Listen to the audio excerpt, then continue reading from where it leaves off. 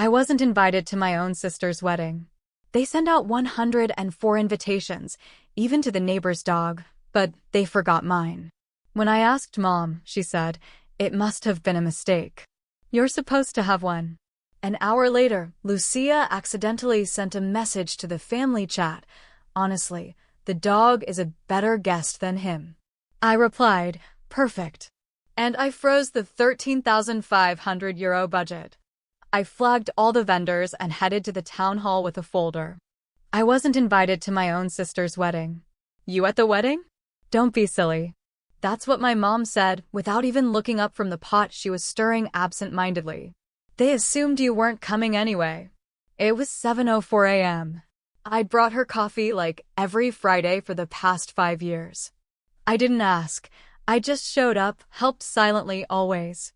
"Didn't you once say weddings are just overrated parties?" she added with a slight disapproving smile. No, I never said that. I paid for it, €13,500. That's what I'd been transferring to Lucia for 4 months to help with the venue, the flowers, the down payment on her dress. But somehow the neighbor's dog got an invitation and I didn't. "It must have been a mix-up," Mom said, her voice lower now. I didn't answer. I just walked out of the kitchen. I was already hatching a plan in my head. An hour later, I was in my car when the family WhatsApp group pinged. I opened it. Lucia wrote, "Honestly, the dog is a better guest than him." There it was. I typed perfect and hit send. Then I opened my banking app. Wedding fund frozen. Catering payment canceled. Florist deposit flagged for review. Venue coordinator notified of possible fraud. All contracts were in my name. Then I prepared a folder. I printed proof of every transfer, every signed contract, every screenshot, and I walked to the town hall. I stood in line, waited my turn. I wasn't on the guest list. Perfect. Now I wouldn't be at the ceremony either. Let them try to celebrate it without me and without the money. They didn't see me as a person. I was a system, like Wi-Fi or the plumbing, something you don't think, just expect to work. It had been this way for years. I was the one who made it work. Got a stable job, never lived at home again after university, kept my head down, paid my bills. But somewhere along the way, responsible became available and available became obligated. Lucia knew this better than anyone. It started small. She forgot to cancel her gym membership for 6 months, the one I was paying for. Then she lost her apartment contract and just needed help for a month. That turned into 7. Then came the car loan. Then her half of Mom's dental work. Each time she'd say, "I swear I'll pay you back when I can." But I never expected her to pay me back. They didn't even pretend. Dad would joke about it. "Looks like we raised an investor, huh?" He'd slap me on the back like it was a huge compliment. Mom would say things like, "You're such a blessing to this family, always coming through." It sounded nice until you realized it was always followed by a request. And Lucia, she was the queen of guilt. Her signature move, the long, shaky voice note. "Hi, I'm so embarrassed to ask you this, but I don't know who else to turn to. I've been so stressed lately. I have 27 saved." I counted. But the wedding thing, that was the breaking point. Because this time it wasn't just about money. It was about humiliation. After freezing the budget, I waited. I thought maybe someone would get in touch, try to explain. Instead, I got a Facebook notification. My mother had posted a picture. Lucia in her wedding dress, a champagne flute in her hand. The caption, "So proud of our girl. Doing it all on her own. #independent, #family, #antiodio." I almost choked on my coffee. Alone? With whose money? And then came the worst part. A video in the family WhatsApp group. Lucia twirling in the dress, bridesmaids laughing in the background, and below it, a message from her. "Can't wait for the big day. Too bad some people would rather be bitter than be invited. Anyway, it's going to be magical thanks to everyone who believed in me. The same ones I paid the florist, the photographer, even the baker who called me 2 weeks prior because the card on file was declined. I just replied, "You're welcome." No one said anything. Total silence. That night, I got a text from an unknown number. "Can we talk?" It was Hugo. He arrived with dark circles, a lost look like he hadn't slept in days. He sat, hands clasped, staring at the floor. "She told me the money was from a family friend," he said. "I thought your parents had helped." I stayed silent. "But then the vendors started calling," he continued. "They said the payments hadn't gone through, that your name was on all the contracts." I showed him the proof. Bank statements, PDF invoices, screenshots. He sat back, stunned. "She lied to me," he whispered. And then, without me asking, he pulled out his phone and showed me a chat. Bride Squad. There it was. "Lucia, I swear if my brother shows up, I'm calling security. He's toxic AF. Thinks because he sends money he's entitled to be included. Pathetic." Another bridesmaid. "Didn't you even invite him? OMG, savage, LOL." And another. "Bet he still sends a gift." Hugo looked at me. I didn't know any of this. I believed her. He was too shocked to be faking. He stood up. Then he stopped. "You don't deserve this," he said. "They treat you like the villain in a story you financed yourself." I watched him walk out the door, and in that instant, I understood. They never thought I'd retaliate. They thought I'd watch the wedding from my phone like a sad spectator, that I'd smile, clap from afar, maybe send a toaster. They didn't know I had a folder. They didn't know it was already over for me. The air inside the rustic estate was warm, uncomfortably warm. Fairy lights hung from every beam and jars, with eucalyptus branches added a touch of enchantment. It was the kind of wedding Lucia had always dreamed of, rustic, soft, designed for Instagram. Too bad she didn't pay for it. The rehearsal dinner was in full swing when I walked in. I wasn't on the guest list, but I didn't need it. I had the receipts. Literally. I stood in the entranceway for a full minute before anyone noticed. Some clinked glasses. A girl in a satin dress teared up because someone stepped on her hem. A cousin argued about shellfish allergies. The DJ approved the playlist. From the outside, it all looked perfect, like any other expensive lie. Then Lucia turned her head. Her smile cracked, just a little. Then she stood, napkin still on her lap. "What are you doing here?" she hissed, walking toward me. "Brought a gift," I replied, tapping the USB drive in my coat pocket. Her face lost all color. No, you're not doing this here." "You didn't want me at your wedding," I said, "but you had no problem spending my money on it." I walked past her, toward the tech table. The guy manning the slideshow looked at me uncertainly. "I'm the brother," I said, pulling out the drive. "And now it's my turn." The lights dimmed, the music stopped. Some drunk guests booed playfully, thinking it was part of the show. Then the first slide appeared on the screen. Bright white letters on a black background. "This wedding was built on lies." Silence. Some laughed. Then they went quiet because the second slide hit harder. Screenshots of my bank transfers. Bizum, PayPal, Verse, credit cards. Each item labeled. Dress deposit, €1,800. DJ down payment, €900. Venue booking, €4,200, and so on. Then the final total in bold, €13,497.18. My name everywhere. The murmurs started. You could feel the atmosphere shift. Third slide.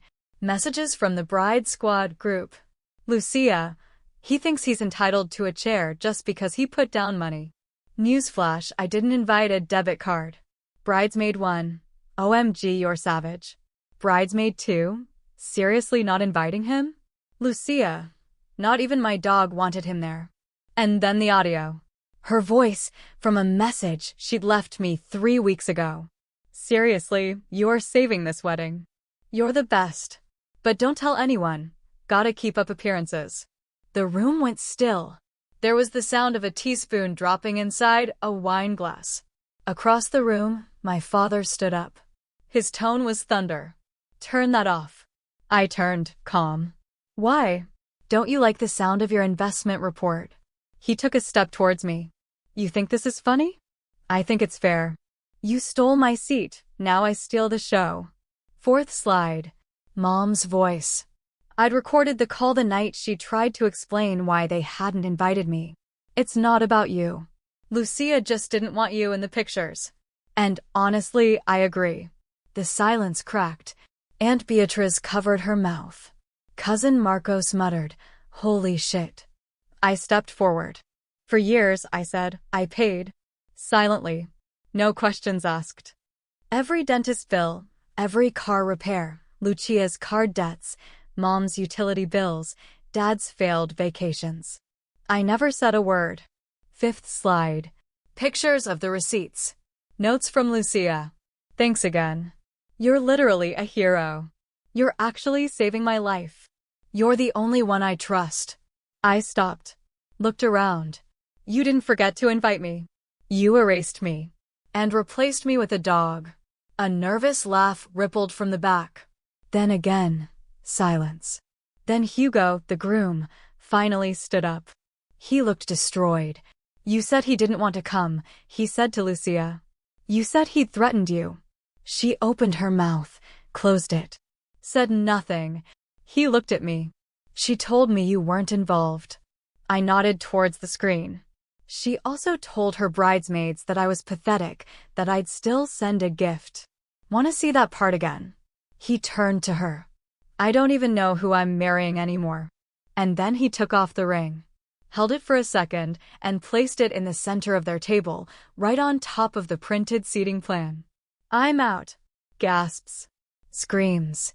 Someone dropped a wine glass. The whole estate buzzed with ecstatic energy, like lightning searching for its target.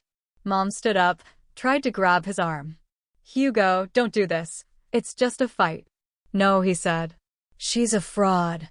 And he walked out. Half the wedding party followed. The DJ unplugged the laptop. The screen went black. Dad was still standing, shaking. You're not part of this family anymore. I looked at him, smiled, a small, brutal smile. No, I said. I'm the consequence of what you sowed. And I walked out unhurried, deliberate, calm, like someone exiting a burning building, holding the match. Behind me, chairs scraped, shouts, someone sobbing, a bridesmaid shrieking that everything was ruined, that I destroyed the aesthetic. But I didn't look back. They didn't invite me. Now they would never forget me. I walked out of that estate like someone escaping a burning structure, one-eyed set alight myself. And no one followed. No shouts, no tears, no last-minute apologies. Just the distant echo of someone throwing a chair and Lucia crying in the background like her reality had shattered. Good. I didn't drive back home. I drove forward. The next morning, I woke up at 7:13 a.m. No alarm, no anxiety. Made coffee in my quiet apartment. Sat by the window and waited for the storm. It didn't take long. 8:42 a.m. My phone lit up. 24 missed calls. 6 from Mom. 4 from Dad. The rest Lucia. The first voicemail was Mom. She was crying, but it wasn't the cry of a broken heart. It was the cry of someone who'd lost control. Why would you do this? This was your sister's big day. Right. The day I paid for. Next voicemail. Dad. His voice didn't shake, it roared. You made your point. Are you happy now? You ruined everything. That made me laugh, because I didn't ruin anything. I just hit pause on a lie they'd been building for years. Lucia didn't leave voicemails. Just texts. You're a monster. You made me look like a crazy person. Do you even care how this makes you look? Of course I cared. That's why I wasn't done. That afternoon, I opened the folder. The folder I'd been compiling since the year Lucia asked me to co-sign a loan for an emergency vet visit and then use the money to fly to Ibiza. Inside, screenshots of all the transfers, texts where she lied, voice notes, messages from Mom begging for just a little help. It's for Lucia's mental health. Bank statements with my name on every major wedding vendor, even an old email from Dad saying, "Don't be such a child about money. Help your sister." It's what sons do. So I compiled it all into a PDF, titled it The Price of Family, and posted it. No dramatic sentences, no hashtags. Just a silent, cold upload to Facebook. Visible to friends and friends of friends, and all the family. Then I logged out. But the internet doesn't sleep. The next day, the post had over 18,000 views, 300 comments, private messages from people I hadn't spoken to in years. An old classmate wrote, "Your story broke something in me. Thank you for saying it out loud." A cousin I hadn't seen since high school, they did the same thing to me. I just never had the receipts. I didn't respond. There was no need. That night, I got a message from a wedding vendor. The DJ had seen the post. He refunded my money without me asking. Said he didn't want to be a part of that, whatever that was. Then the photographer texted me. Said she was considering canceling her contract with Lucia altogether, that the energy around the wedding had become toxic. One by one, the vendors started disappearing. Even the cake company backed out. And I didn't have to do a thing. 3 days later, someone knocked on my door. I didn't answer. It was my father. I watched him through the peephole. He stood there for 5 whole minutes without knocking, just waiting. Then he left a letter. It wasn't an apology. It was a deal. You've had your moment. Now let's let this go. You made your point. Let's move on. Can you come to the rescheduled wedding? I stood there, staring at the paper. He actually thought this was about a seat at the table. That if I had my moment, I'd come crawling back. That a little silence and time would put the mask back in place. No, I didn't want a seat. I burned the whole table down. That same night, I uploaded a second post. This time with videos. Clips of old family dinners where they mocked me. A birthday where Lucia got a cake, and I got a lecture. A voice recording in the car where Dad told me, no one needs a martyr. If you're going to help, help, and if not, step aside. I ended the video with these words. This isn't about a wedding. It's about a lifetime, a pattern, a family that only shows up when your wallet opens. You don't owe loyalty to those who demand your silence in return. And if they call that betrayal, then let them. By morning, the post had exploded. 2 podcasts invited me to speak. An online forum turned it into a thread with 3,000 comments. People were tagging vendors, therapists, financial advisors. The story wasn't just mine anymore. It was theirs too. That's when Lucia snapped. Posted a 7-minute video on Instagram, crying. Close up. No filter. Called me manipulative. Said I was weaponizing trauma. That I was punishing a woman for not inviting her brother to a wedding. And at the end, she let it out. He's not the victim, he's just resentful. He always wanted to be the favorite. This is pure envy, nothing more. But people didn't buy it. One comment read, "You're crying in a €1,000 dress he paid for. Sit down. This rounds on him." Another wrote, "Sis, he literally has the receipts. You just have emojis." And that's how her self-pity tour ended. Last time I checked, she'd locked her account. That night, Mom texted again. "I don't know what you think you're accomplishing with this. Families fight, but we forgive. That's what matters."